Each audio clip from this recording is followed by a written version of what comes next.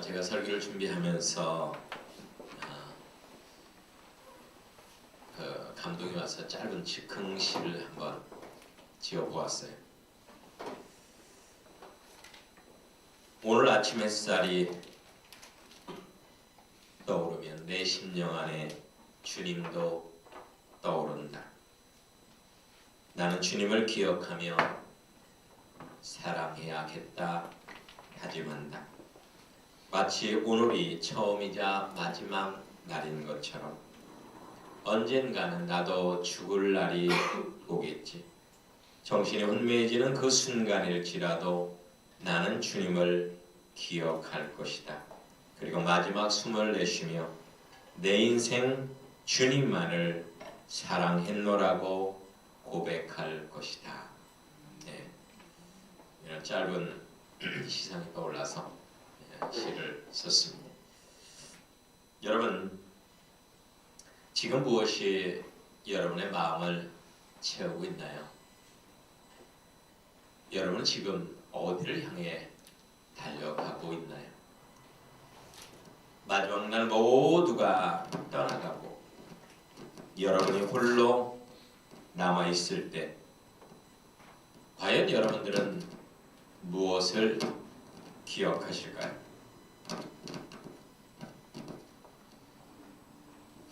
여러분들의 마지막 날 기억하는 것이 돈이나 명예나 아니면 권력이나 여러분의 자식이나 아니면 부모나 아내나 남편이나 이런 종류의 것들을 여러분들은 기억하실까요?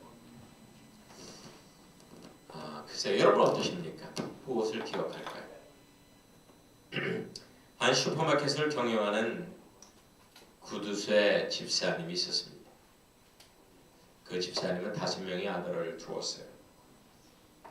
그는 자식들을 끔찍하게 사랑했고 그리고 자기 자신을 끔찍히 사랑했습니다. 그래서 자기 자신과 자식들에게 투자하는 것은 아낌없이 했는데 하나님에게는 대단히 인색했던 사람이었습니다. 교회와 하나님에게는 너무나 인색했어요. 그런 그가 죽을 때 교회 목사님과 자식들이 다 그 사람 주위에 모여들었습니다. 그때 목사님이 이렇게 물어봤어요. 집사님, 마지막으로 하실 말씀이 있으신가요? 라고 물었습니다. 그러니까 그분은 희미한 목소리로 물었습니다. 첫째 왔나요? 물었어요. 그러니까 그러면요, 첫째 왔죠.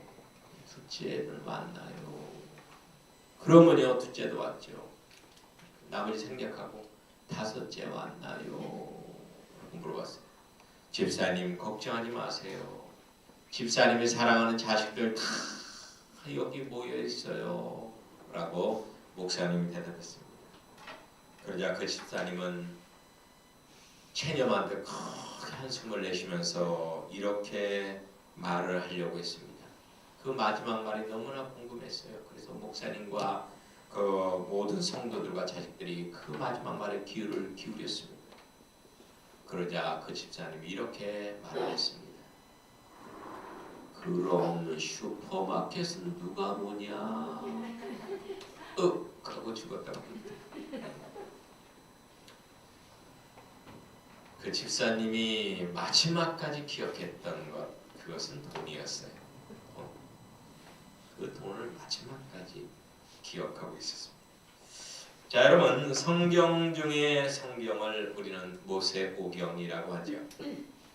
창세기, 출애굽기, 레위기, 민수기, 신명기 총 5권 중에 4권이 이스라엘 백성들이 광야 생활할 때의 내용을 기록하고 있습니다. 물론 창세기도 아브라함, 이삭, 야곱, 요셉의 개인적인 광야 여정기를 기록하고 있어요. 이렇다면은 모세오경 전체가 광야에 대한 기록이라고 할 수가 있습니다. 그런데 왜 성경은 그렇게 광야에 집착을 하고 있는 걸까요? 과연 고되고 힘들며 지루한 광야의 여정에 어떤 의미가 숨겨져 있는 것일까요? 저는 어렸을 때부터 번영신학을 추구하는 교단의 주일학교에 다녔습니다. 그때 그 전도사님이 칠판을 사용하면서 힘을 주어서 이렇게 가르쳤어요. 여러분, 이스라엘 백성들은 불순종해서 광야에서 헛되이 방황했습니다. 하지만 우리는 예수님을 통해서 그 광야를 얼마든지 피해갈 수 있습니다. 주님의 은혜로 광야를 통과하지 않고 천국 갈 수 있게 된 것입니다. 이것이 복음이요 은혜입니다. 할렐루야. 이렇게 가르치는 걸 또렷하게 들었어요. 저는 어린 나이였지만 그 가르침이 마음에 와닿지 않았습니다. 왠지 뻥 같다는 생각이 들었어요. 저 사람이 뻥치는 것 같다 그런 생각이 들었어요. 도저히 어떤 제 어린 나이의 마음에도 도저히 그것이 광야 없이 천국에 간다는 것, 그냥 무조건 공짜로 천국에 간다는 것, 이것이 도저히 이해가 안 갔습니다. 과연 예수님을 믿는다는 것이 광야를 면제받는 것을 의미하는 걸까요? 저는 그 이후에 수많은 경험들을 겪었습니다. 그러면서 예수를 믿는다는 것이 무엇인가를 알게 되었어요. 예수를 믿는다는 것이 광야길을 걷는다는 것, 그것이 바로 예수를 믿는 삶이라는 것을 알게 되었습니다. 저는 6살 때부터 엄마를 따라서 10여리가 넘는 산수순복음교회라는 교회에 다녔습니다. 걸어서 1시간이 넘는 거리인데도 너무나 즐겁게 다녔습니다. 밤 예배 때는 제가 엄마 손을 잡고 걸어갔고, 그리고 밤 예배 끝나면 엄마 등에 업혀서 왔어요. 심지어 새벽 때도 엄마 등에 업혀서 가고 업혀서 왔습니다. 저희 엄마는 저를 업고 1시간 넘는 거리를 왔다 갔다 하셨습니다. 저는 초등학교 부흥회 때 뜨겁게 통성기도하면서 성령 체험을 하게 되었습니다. 하지만 우리 가족이 그렇게 동네에서 1호 기독교 가족인데도 불구하고 우리 가족의 삶은 그렇게 순탄하지가 않았습니다. 아버지와 형이 동반 사업을 했으나 다 실패해서 가세가 급격히 기울었습니다. 저희 고향이 새농말인데요. 새농말에서 가장 잘 살던 집이었는데 가장 못 사는 집으로 전락해버리고 말았습니다.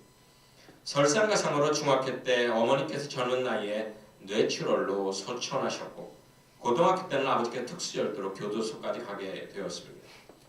텅빈 시골집에 사는 큰아버지와 어린 조카를 돌보면서 악정 고투하며 공부했지만 결국 저도 대학교에 낙방하게 됩니다.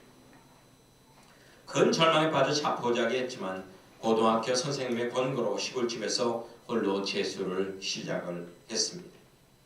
1년간 배고픔과 외로움과 빚, 독촉의 고통을 새벽 기도와 시편과 욥기 묵상을 하면서 이겨냈습니다. 그리고 다시 대입고사를 보았습니다마는 또 망쳤습니다. 또 망쳤어요. 더 이상 살 자신이 없어서 자살을 시도했지만 그것마저도 실패했습니다. 서울에 올라와서 재차 자살을 시도하려고 산에 올라갔다가 그곳에서 하나님을 인격적으로 만납니다. 그리고 큰 은혜를 받고 제 사명을 깨닫게 되었습니다. 저는 그때 제 일생을 주님께 드렸습니다.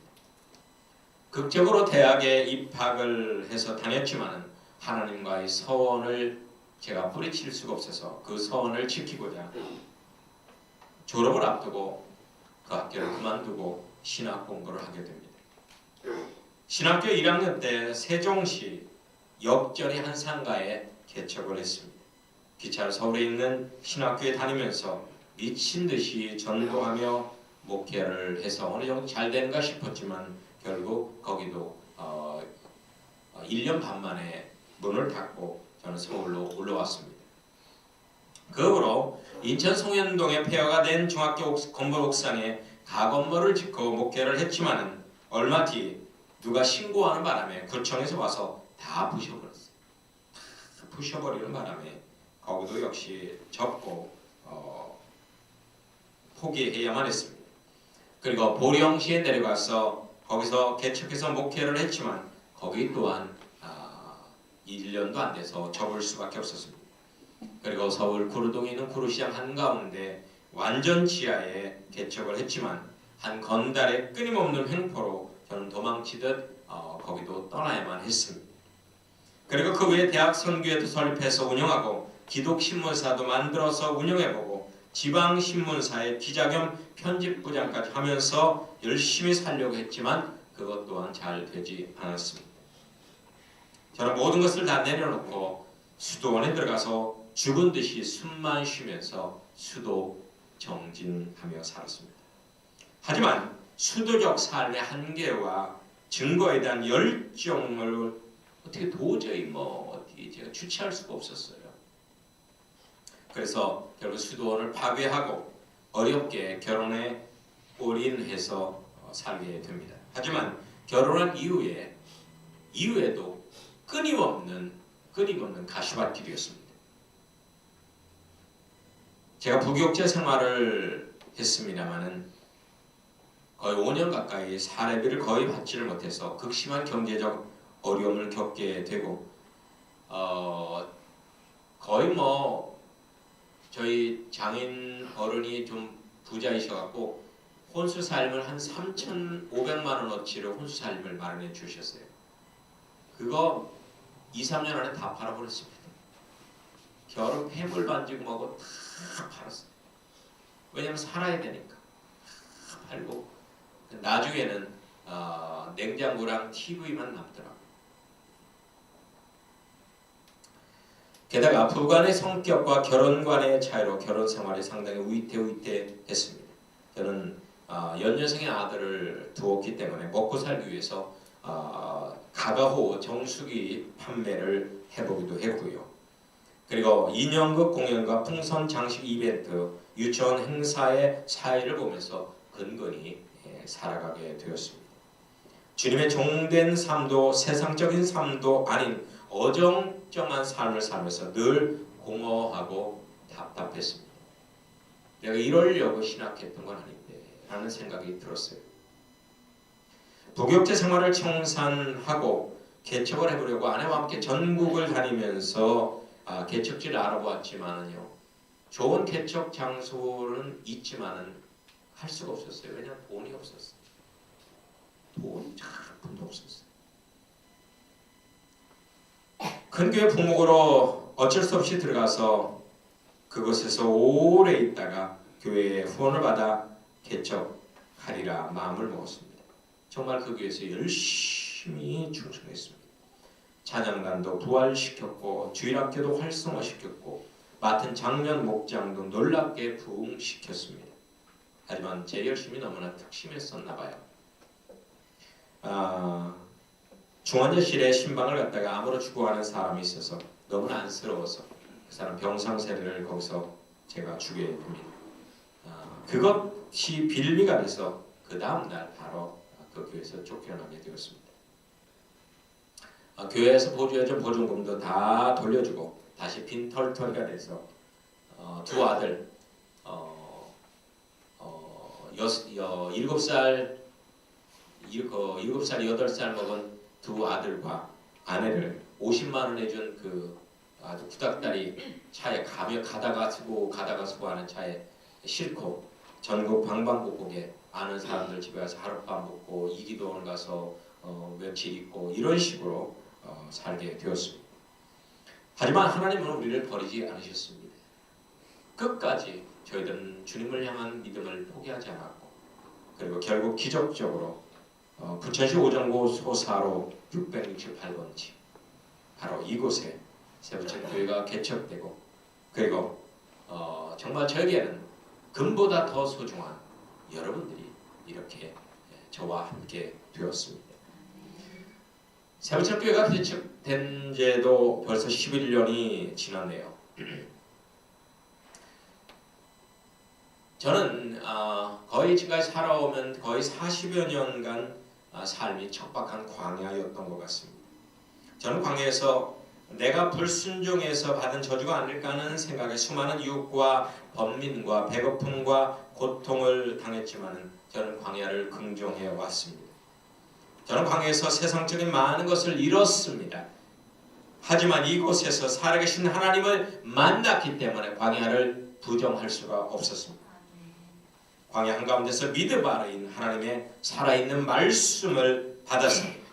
이 광야에서 세상에서 얻을 수 없는 신령한 축복들을 받았습니다.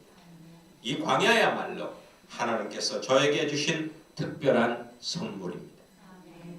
저는 계속해서 광야의 길을 걸어갈 것입니다. 가나안 땅에 입성할 때까지 포기하지 않고 끊임없이 걸어갈 것입니다.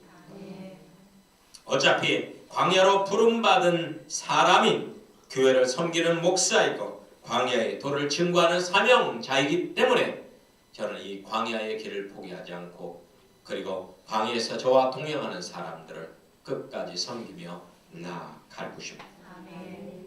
모세는 광야에서 하나님을 만났습니다. 야곱은 광야에서 천국으로 연결된 사닥다리를 보았습니다. 이스라엘 백성들은 광야에서 성막과 말씀을 받았고 언제나 구름 기둥과 불 기둥으로 하나님께서 함께 하셨습니다. 여러분 광야를 어떻게 생각을 하십니까? 이제 전 세계적으로 광야의 시기가 찾아올 것입니다. 우리는 그것을 대환란의 시기라 부릅니다. 전 인류가 걷게 될 광야의 여정은 요한계시록에서 잘 증거하고 있습니다. 요한계시록은 요한이 증거한 광야 복음입니다. 여러분이 광야에 대한 어떤 해답을 가지느냐에 따라서 여러분의 인생은 천양지차로 달라지게 될 거라는 겁니다. 모세는 본문에서 광야 40년은 분명한 의미가 있는 여정이라는 것을 우리에게 증거해주고 있습니다. 의미가 있다는 것. 이는 광야 여정에 불평하며 불순종한 이는 가나안 땅에 못 들어가나 광야 과정에 감사하고 순종한 이는 가나안 땅에 들어갈 자격이 있다는 것을 의미하는 것입니다. 여러분 광야의 도를 신약에서 바울은 뭐라고 표현하느냐? 십자가의 도라고 표현합니다. 십자가의 도. 한번 따라서 해보실까요? 십자가의 도. 십자가의 도. 로마서에서는 충만한 축복, 신령한 은사, 열매의 복음이라고 표현합니다. 이 십자가의 도가 일상에 적용되는 것을 생활 영성의 삶이라고 표현합니다. 모든 신앙의 인물들이 생활 영성을 증거했고 인내하며 살았습니다. 아브라함이 그랬고 요셉이 그랬고 그리고 종교개혁자 루터가 그랬고 어거스틴이 그랬고 주기철 목사님, 손양원 목사님이 그랬습니다. 여러분 광야의 진리인 생활 영성은 두 가지를 강조합니다. 첫 번째는 광야 교회관을 강조합니다. 광야 교회관. 여러분 성경은 그리스도인의 모든 삶을 광야 교회라고 분명하게 증거합니다. 교회는 거룩한 곳이지요. 주님의 몸입니다. 그러므로 교회의 모든 것은 의미 없는 것은 하나도 없습니다. 모든 것이 의미가 있는 성스러운 것들입니다. 단지 우리는 그 의미를 찾지 못할 뿐입니다. 구원받은 이후에 우리 삶 전부는 거룩한 성전은 교회입니다. 그렇기 때문에 우리 삶 전부인 일상을 우리는 긍정해야 되는 것입니다. Never complain. 우리는 불평하면 안 됩니다. 우리 인생의 모든 것이 거룩한 것이기 때문에 경외감을 가지고 우리에게서 신을 벗어야 합니다. 여러분의 일상의 모든 것이 거룩한 것이기 때문에 거기서 여러분들 신을 벗어야 됩니다. 두 번째로 재활용 신앙관입니다. 주님 안에서 일상의 모든 것은 재활용돼서 하나님의 선하신 뜻을 성취하게 된다는 거예요. 우리는 광야의 모든 고난을 통해서 하나님의 뜻을 성취시키는 삶을 뭐라고 해요? 여호와 니스의 삶이라고 합니다. 하나님은 십자가의 광야를 통해서만 구속을 완성시키십니다. 이것은 영원한 진리입니다. 이것은 변할 수 없는 성경의 철칙입니다. 우리의 억울한 고난, 실수로 인한 고난, 죄악으로 인한 고난 등 모든 고난이 주님 안에서 새롭게 되어 하나님의 의를 이룬다는 것입니다. 이것은 기독교만이 가지고 있는 구원의 신비입니다. 세상을 등지고 율법을 철저히 지키며 죄악을 피하고 징벌을 피하며 자기 의에 철저히 산다고 결코 성화되는 것이 아닙니다. 성화는 오직 하나님의 의로만 가능한 것입니다. 재창조는 우리의 몫이 아니에요. 재창조는 하나님의 절대적인 주권입니다. 그런 거를 내가 하려 하지 말고 하나님께서 하실 수 있도록 나를 내려놓아야 합니다. 아사 주색해야 합니다. 내 자아가 죽어져야만 주님이 내 안에 살아 역사하셔서 내 마음과 육신을 정결케 하고 내 자유의지를 단련해서 거룩하게 성장시킨다는 것입니다. 아모스 8장 11절을 보면 보라 날이 이를지라 기근을 땅에 보내는 양식이 없어 주님이 아니며 물이 없어 가람이 아닌 여호와의 말씀을 듣지 못한 기갈이라 이렇게 증거합니다. 여러분 머지않아서 수백억 수천억을 들여서 지어진 화려한 유형 성전들, 유형 건물들이 다 무너지게 될 것입니다. 그때가 임박하다는 겁니다. 마가복음 13장에 보면 내가 이 큰 건물의 성전을 보느냐 돌 하나도 돌 위에 남지 않고 다 무너뜨리리라. 대환란의 시대가 도래하면 적그리스도에 이르러 전 세계 교회당이 다 무너지게 될 것입니다.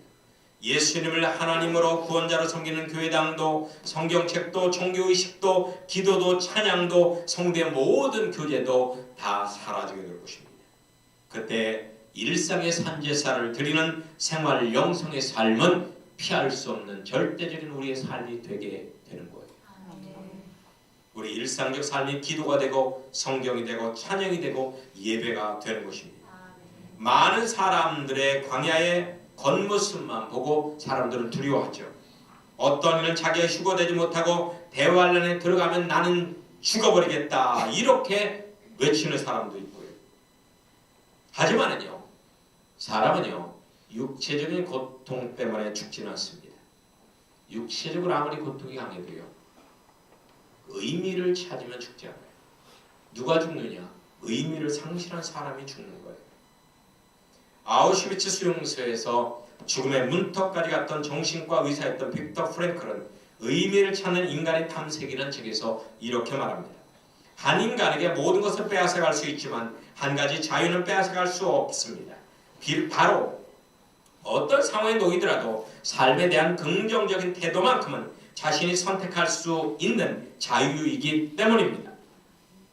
나치 수용소의 말할 수 없는 잔인한 고문과 무서운 형벌, 비인간적인 학대 속에서 나를 생존하게 만든 것은 바로 내 자신이 자유롭게 선택한 희망이었습니다. 믿음이었습니다. 이렇게 말합니다. 빅터 프랭클의 말처럼 삶의 상황들은 일방적으로 주어집니다. 하지만 그 상황에 대한 의미는 철저히 여러분 자신이 자유롭게 부여하는 겁니다. 여러분이 부여하는 거예요. 의미는 세상이 나에게 주는 것이 아닙니다. 내가 세상에 부여해 주는 것입니다. 할렐루야. 내가 세상에 부여해 주는 것. 심리학자들이 쥐를 가지고 실험을 해봤습니다. 도관에 쥐를 집어넣고 빛을 완전히 차단했습니다. 그러자 쥐는 3분밖에 생존하지 못했습니다. 그런데 빛을 계속 비춰주니까 36시간이나 생존했습니다. 캄캄한 도관에서 3분 만에 죽은 쥐는 체력이 쇠해서 죽은 것이 아니었습니다. 절망해서 죽었습니다. 절망했기 때문에 죽었다. 여러분, 희망, 그것은 우리가 생존할 수 있는 유일한 원인이 되는 것입니다. 희망을 잃어서는 안 되는 겁니다. 희망은 일상 속에서 하나님의 뜻을 발견할 때 얻게 되는 산물이라는 겁니다. 사랑하는 여러분, 우리가 지금, 내일, 그리고 우리가 죽을 때, 아니 그 이후에서라도 끝까지 기억해야 될 것은 뭐냐? 우리에게 주어진 모든 삶은 하나님의 은혜였다는 겁니다. 나에게 주어진 모든 것은 하나님의 선물이었다는 겁니다. 특히나 내 삶에 힘들고 어려웠던 광야의 고난은 하나님의 가장 큰 사랑의 표현이었고 가장 큰 선물이었다는 것을 기억하시길 바랍니다. 아멘. 이것을 잊지 않고 사는 것이 지혜요 행복임을 믿습니다. 아멘. 할렐루야.